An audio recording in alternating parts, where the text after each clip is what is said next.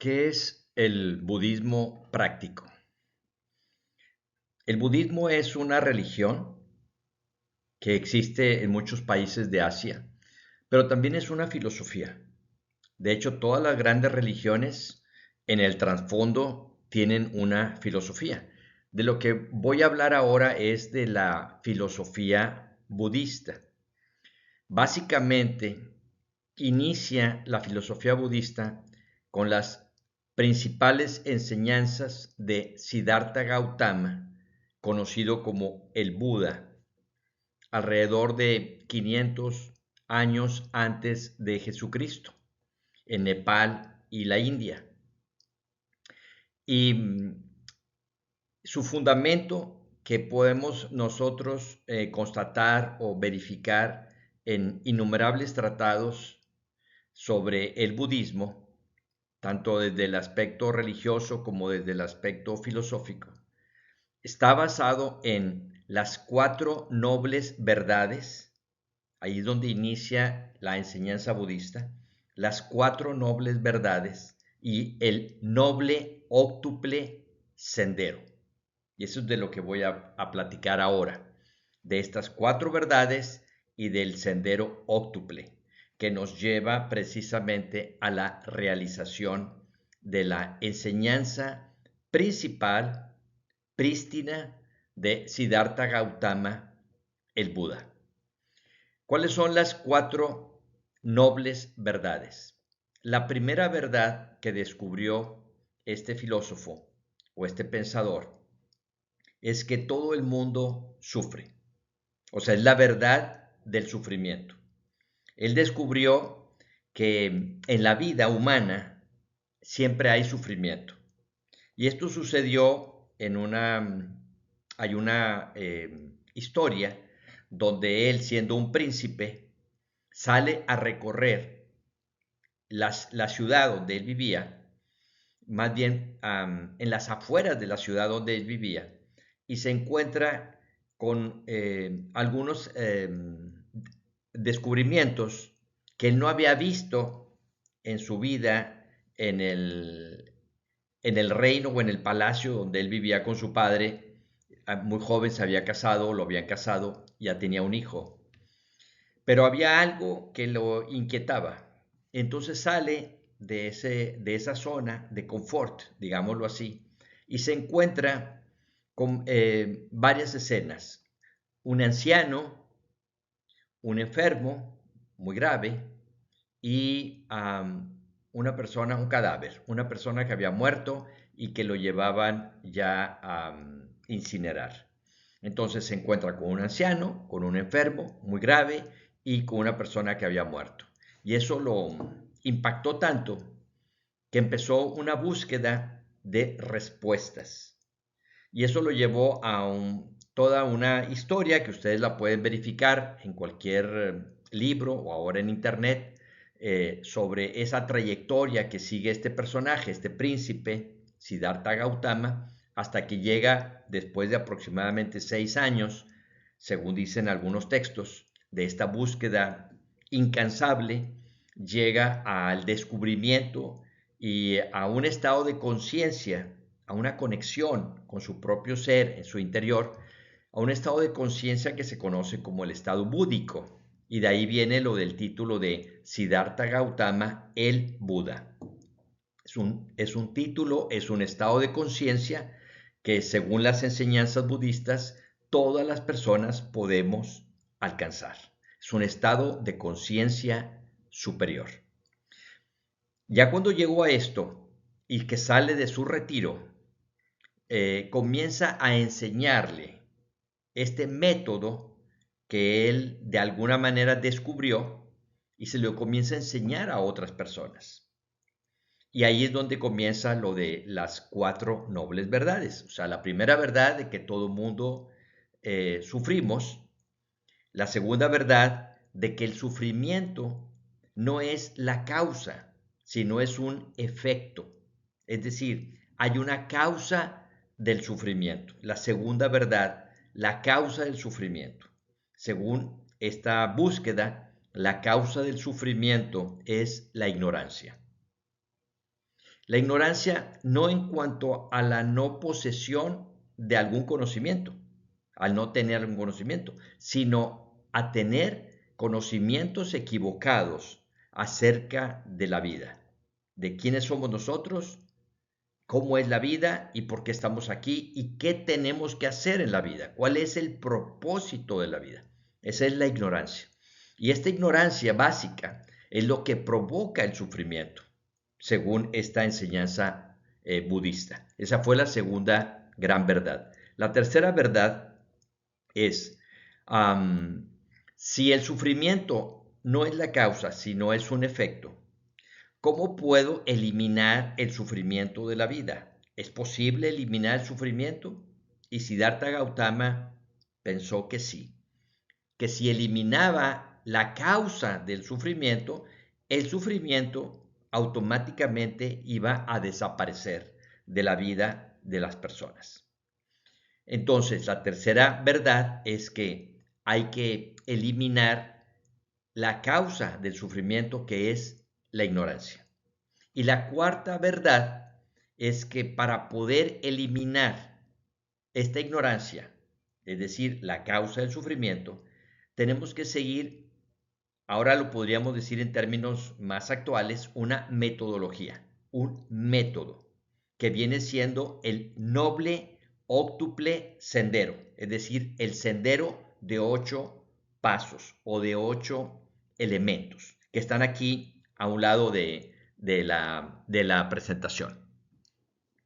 El noble óctuple sendero vendría siendo la cuarta verdad, que si un buscador de la verdad sigue estos principios y los aplica en su vida, poco a poco va a desaparecer la ignorancia acerca de quiénes somos, de por qué estamos aquí, qué significa la vida y cómo podemos alcanzar nuestra meta final. Entonces, ahora entramos al noble óctuple sendero. En las diferentes traducciones que existen sobre este método de 8 pasos o de 8 elementos, he encontrado que hay algunas diferencias a veces en algunos conceptos. Yo lo voy a explicar de esta manera, como lo tengo por aquí. Si ustedes investigan, quizás se encuentren alguna diferencia en algunas de las palabras, dependiendo, vuelvo a repetir, de la traducción que se hace. Entonces voy a también a tratar de cada uno de los elementos. Si también lo he visto con otra palabra, lo voy a referir para que se tenga el concepto más amplio posible. Y la idea fundamental de este video es compartirles algo que yo he descubierto desde hace muchos años, que conocí el budismo y su parte práctica, basándome en la filosofía budista, vuelvo a repetir, no en la religión budista, con todos mis respetos, sino en la filosofía budista. Porque estos elementos, si nosotros los practicamos, resulta que, por ejemplo, yo que soy psicólogo, que trabajo con pacientes en mi consultorio de psicoterapia, algunos de estos principios me sirven para ayudar a las personas cuando tienen problemas. ¿Por qué? Porque una persona que viene con un psicólogo normalmente es porque tiene problemas y ese problema le está provocando sufrimiento. Entonces volvemos al inicio de esta plática, de que lo que quería hacer el maestro Siddhartha Gautama, el Buda, era eliminar el sufrimiento del mundo o de las personas. Y es lo que tratamos de hacer en psicoterapia, eliminar el sufrimiento de las personas. Y se puede ayudar a las personas a salir adelante si conocemos estos principios y los comenzamos a aplicar. Y es lo que voy a compartir con ustedes. Empezamos con el primer punto del noble óctuple sendero. Recto pensamiento. En algunas traducciones se maneja como recta comprensión, para que sepan que más o menos nos referimos al mismo punto, ¿no? ¿Qué es recto pensamiento? Pues tener pensamientos correctos de la vida. La mayoría de las cosas que nosotros vivimos empiezan en nuestro pensamiento. Nuestro pensamiento son una serie de informaciones que hemos recibido o estamos recibiendo a través de nuestros 5 sentidos y que va estructurando nuestra forma de pensar. Esta manera de pensar acerca de lo que somos nosotros y de lo que es la vida va a determinar una filosofía de la vida personal. Y esta filosofía de la vida personal va a ser muy importante porque te permite poder sobreponerte a situaciones adversas o difíciles, quizá más fácilmente, que si no tienes estos fundamentos. Entonces, pensar correctamente es muy importante en la vida en general. Si no sabemos pensar correctamente, es muy fácil que podamos adquirir información o pensamientos equivocados que no tienen fundamento y que luego van a traer una serie de consecuencias en nosotros mismos y en nuestras acciones. Por ejemplo, en estudios más recientes se ha descubierto cómo cada pensamiento que nosotros tenemos de alguna manera genera una emoción, un sentimiento. Cómo esta emoción al mismo tiempo influye en nuestro cuerpo a través del sistema nervioso, a través del cerebro, para que se generen sustancias químicas que van directamente a la sangre y que nos hacen ya sentirnos de una manera o de otra. Y todo empieza en el pensamiento. De hecho, uno de los ejercicios que siempre les recomiendo a mis pacientes es que aprendan a observar su mente, aprendan a observar sus pensamientos, tanto los que vienen del exterior a través de la información que recibimos todos los días, celular, noticias, televisión, el medio ambiente que nos rodea, como las que generamos nosotros mismos a través de ciertos razonamientos, basándonos en esquemas mentales anteriores. O también las ideas que podemos captar o recibir de diferentes fuentes. Entonces, si estamos alertas del tipo de pensamiento que llega a nuestra mente o que generamos en la mente, es mucho más fácil corregir los efectos, como en cascada, que este pensamiento va a generar en nosotros. Es decir, si tú tienes un pensamiento positivo, vas a generar una emoción positiva y una energía positiva y sustancias químicas positivas benéficas para tu organismo. Si tú tienes un pensamiento negativo, por lo que sea, aunque tú creas que sea la verdad, pero si es negativo, va a generar una emoción negativa, una energía negativa y sustancias químicas nocivas para ti, para tu cuerpo y para tu persona. Entonces tenemos que ir a la fuente de todo esto que es nuestros pensamientos. Y para eso hay un ejercicio que yo les recomiendo, quizás en otros videos los que me han seguido lo hayan visto, que les recomiendo de que cada día en las mañanas, cuando ya estás consciente, o sea, cuando ya te despertaste, quizá ya te aseaste o qué sé yo, entonces cheques cómo te sientes, cómo me siento. A través de tu sentir puedes verificar qué tipo de pensamiento estás teniendo. ¿Pensamiento positivo o pensamiento negativo?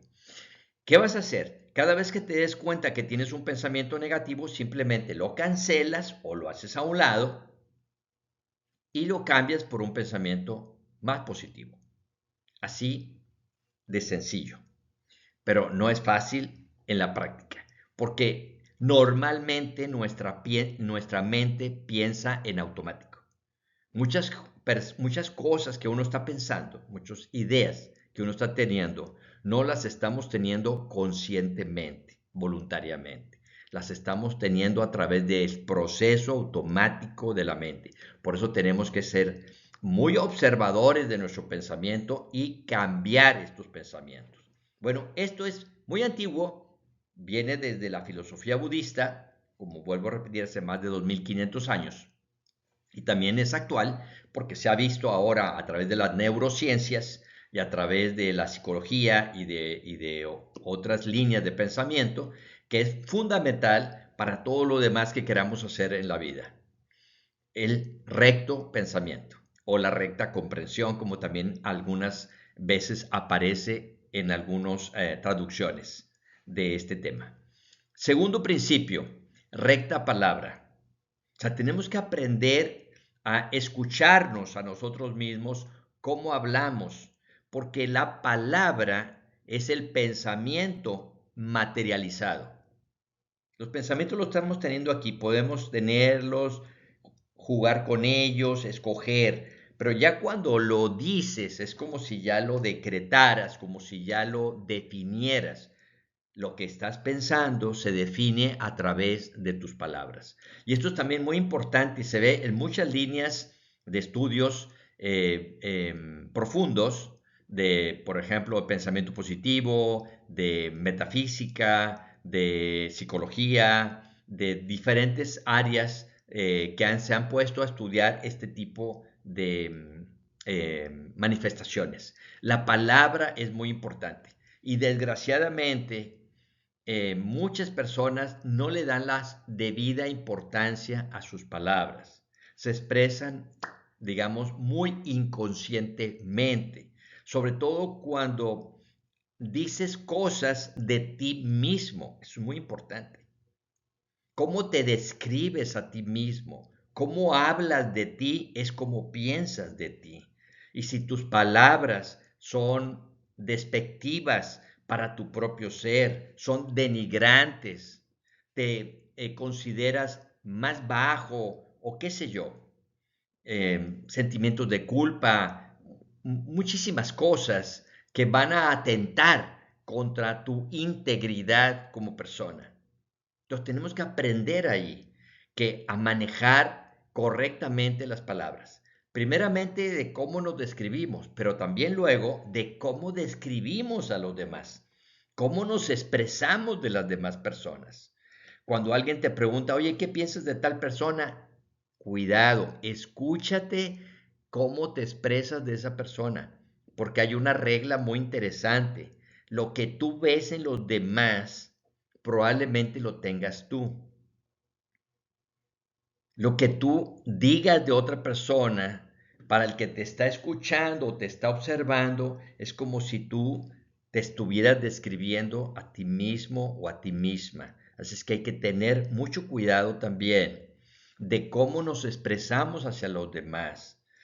Si nos descubrimos con este ejercicio de estarnos observando y escuchando, si si detectamos que de pronto estamos hablando mal de alguien por alguna razón, vuelvo a repetir, aquí no se trata si tienes razón o no tienes razón, sino qué estás haciendo con tu energía, qué estás haciendo con esta expresión tan poderosa que es la palabra.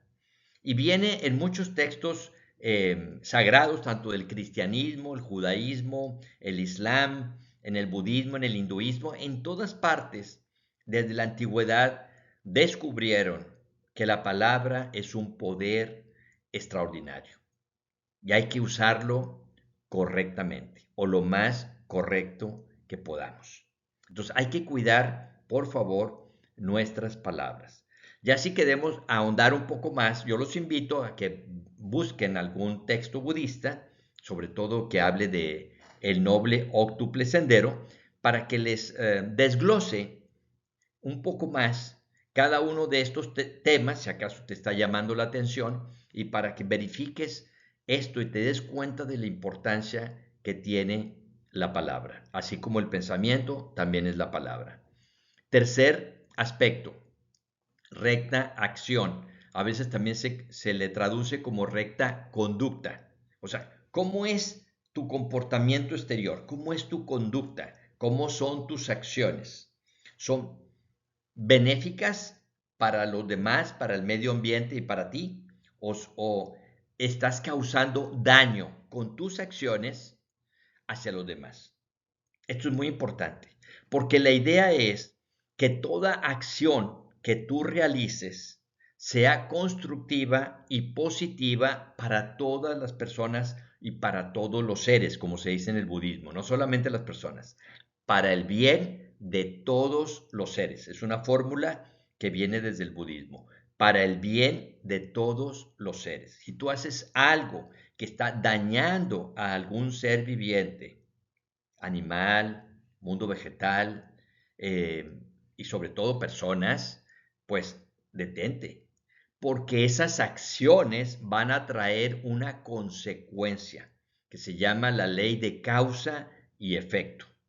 En la antigua India se conocía como la ley del karma, que es causa y efecto.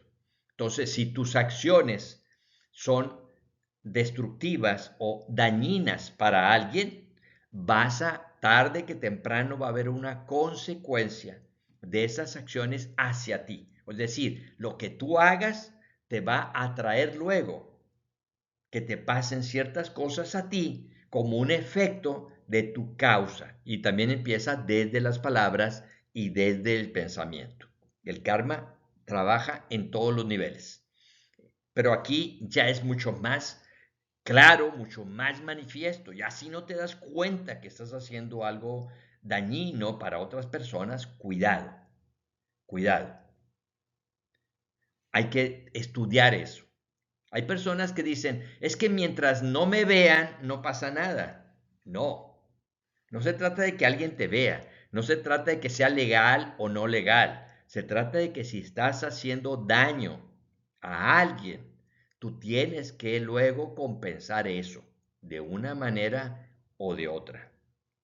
Viene también en los evangelios cristianos. Mucho del budismo viene también en el cristianismo y en el judaísmo. Por ejemplo, en el cristianismo viene lo que el hombre siembra, eso cosecha. Y hay otra frase relacionada con esto que dice, y si cometes una falta, te van a tomar y te van a meter a la cárcel.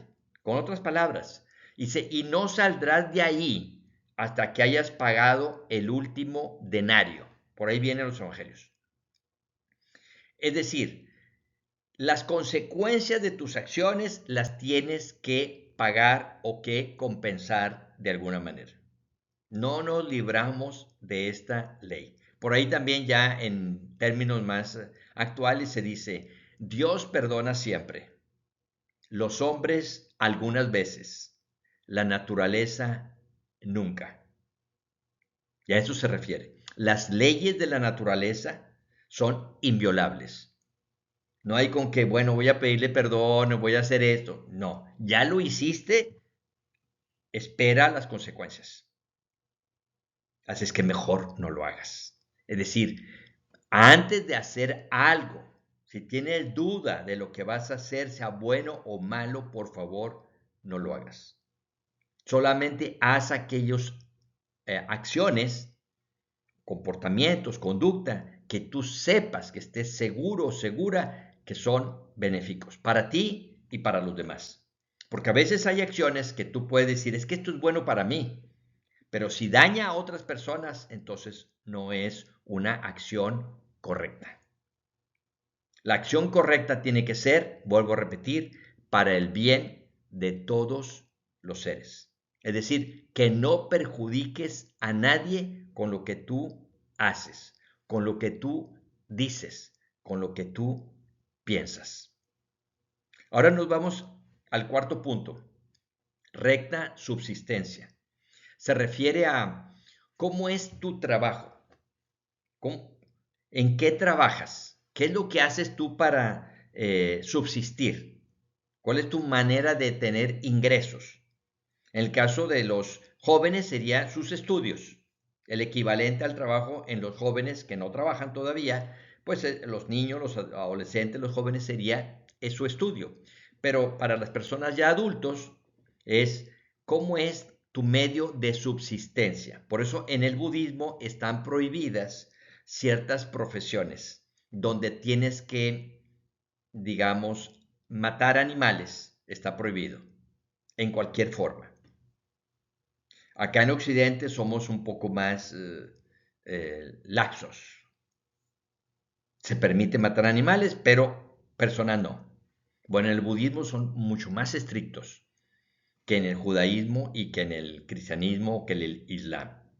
En el budismo y en el hinduismo son más estrictos con esta observancia de no matar, por ejemplo. Entonces, la profesión que tengamos tiene que ser una profesión donde no dañes a ninguna persona con tus acciones, con lo que tú haces para subsistir. Y yéndonos un poco más delicadamente sería que todos tus ingresos sean honestos, que no estés teniendo ingresos económicos eh, mal fundamentados, donde lo que tú hagas está provocando un daño directa o indirectamente a otras personas. Entonces, ese es recta subsistencia o recto modo de vivir, también se llama en algunas traducciones.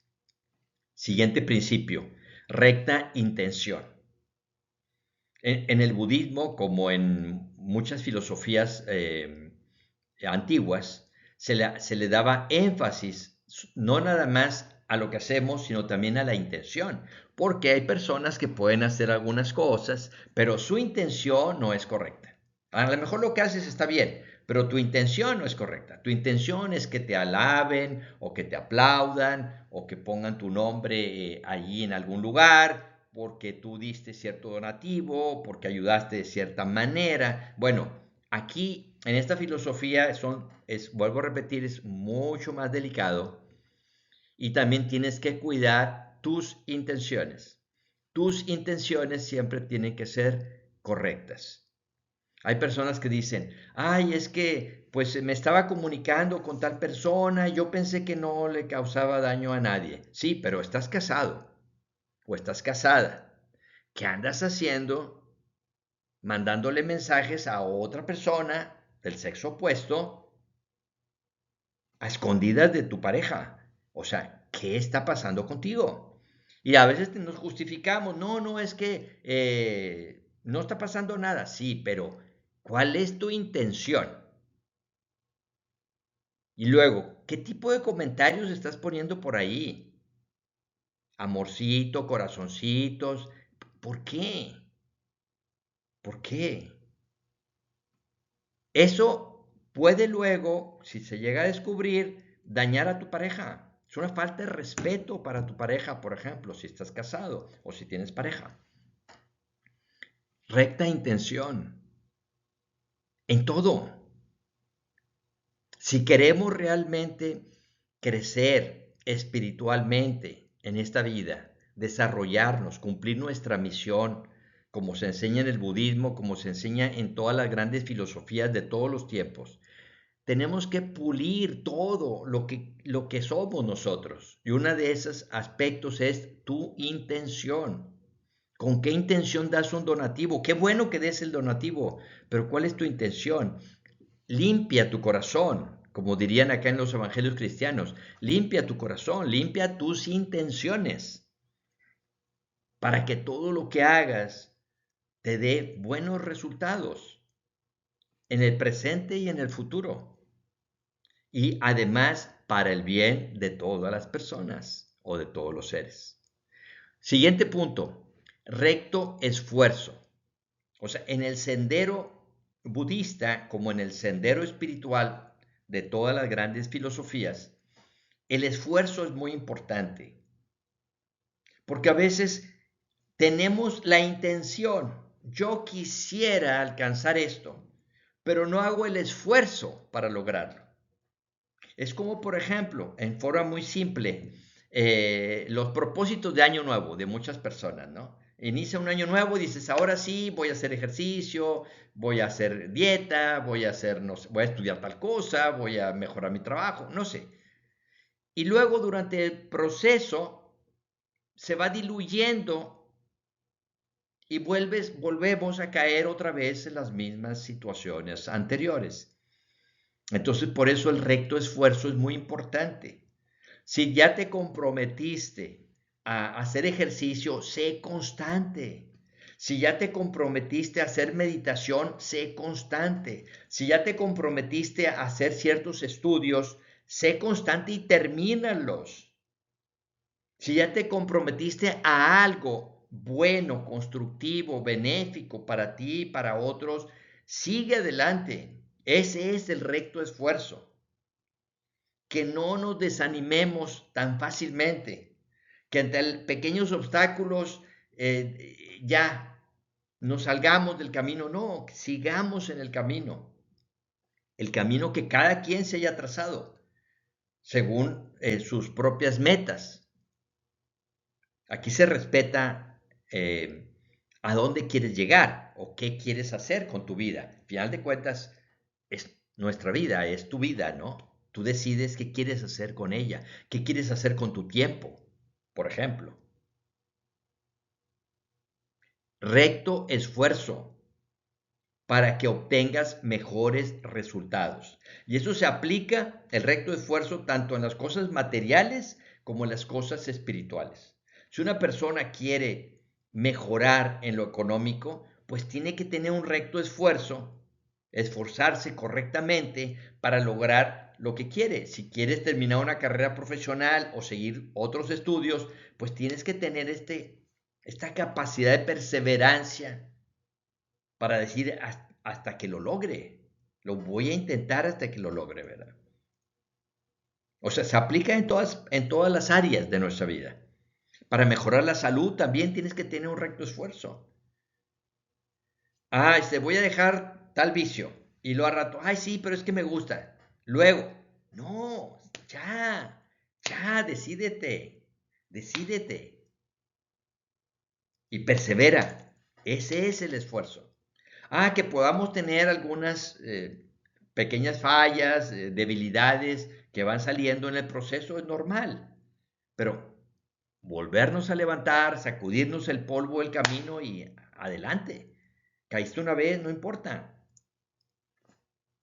Hasta que llegues a la meta que tú te hayas propuesto, la que tú te hayas propuesto, tanto en el mundo material como en el mundo espiritual. Siguiente punto, recta atención. Esto se ha actualizado últimamente, lo de la recta atención, por ejemplo, con prácticas de meditación o de mindfulness, que se trata precisamente, está basado en este principio del budismo, de la recta atención. Tenemos que siempre estar atentos a nosotros mismos. Vuelvo a repetir, pensamientos, sentimientos, palabras, acciones, energías, todo lo que somos, comportamientos, relaciones, tienes que estar más consciente. Y para poder estar más consciente tienes que auto-observarte. Y esta auto-observación es esto, la recta atención. Hay una práctica, por ejemplo, budista, que dice, por ejemplo, una persona sale a caminar y te va repitiendo en tu mente, ahorita en este momento estoy dando un paso. Ahorita estoy dando otro paso. Ahorita estoy caminando. Ahorita estoy observando la naturaleza. Ahorita o sea, te vas repitiendo en tu mente lo que estás haciendo en el momento presente. La idea de la recta atención es vivir en el tiempo presente, porque nuestra mente tiene la capacidad de ir al pasado o de fugarse hacia un posible futuro y dejas de estar en el momento presente. La recta atención nos ayuda a vivir en el aquí y el ahora, que es fundamental para ser más eficientes en nuestros trabajos, más efectivos en lo que hacemos.